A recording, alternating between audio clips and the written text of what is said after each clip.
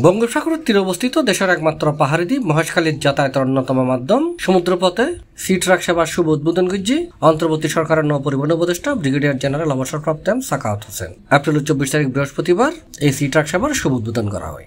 মহেশখালীবাসীর আজ আনন্দের দিন।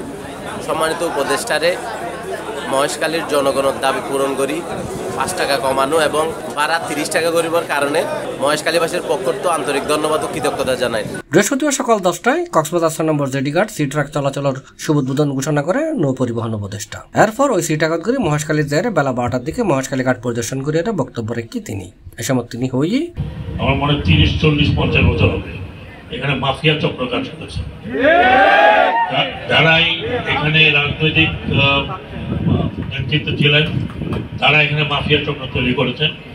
সেই মাফিয়া চক্রের কারণে আবার 8 মাস লেগেছে এই আপনার এখানে আসার জন্য।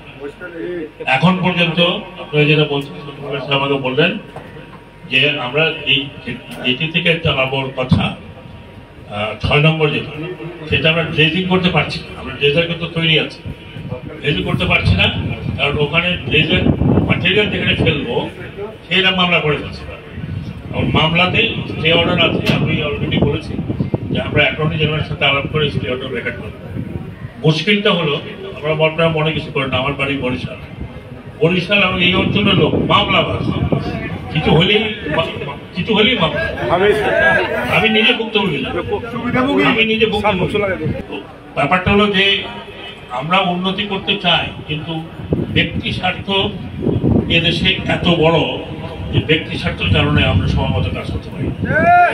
আমি আপনাদেরকে অনেক ধন্যবাদ জানাচ্ছি যে আপনারা অনেক দিকে আছেন। এটা শুরু হলো মাত্র। উদ্বোধন অনুষ্ঠানে তার উপস্থিত আছেন ডক্টর সলিমুল্লাহ খান, উপসচিব মোহাম্মদ আবুল হাশেম, কক্সবাজার জেলা প্রশাসক পুলিশ সুপার, মহেশখালী উপজেলা পরিষদের সাবেক চেয়ারম্যান জেনারেল আবেদিন, মহেশখালী উপজেলা নির্বাহী কর্মকর্তা, মহেশখালী থানার ওসি, জাতীয় নাগরিক পার্টির যুগ্ম সদস্য সচিব SM সুজাউদ্দিন। উদ্বোধন শেষে সংবাদ সম্মেলনত অতিথি হই মহেশখালীর শুধু সি ট্রাক উদ্বোধন নয়, এর মাধ্যমে বহু বছরের গার্ড মাহফিলের অবসান ঘটতে যার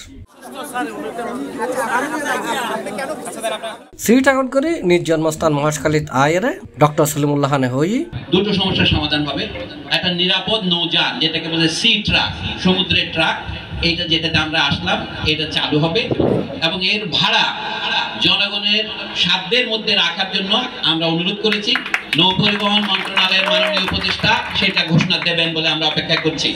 আমরা দ্বিতীয় বলবো যে দুই দিকে ঘাটে যে টোল আদায় করা হয় নৌ পরিবহন মন্ত্রণালয় সহ গোটা অন্তর্বর্তী সরকারের কাছে যদি দাবি তোলেন এটা বাতিল হতে পারে। আমরা এটা জনগণের জন্য। C+ TV Chittagong.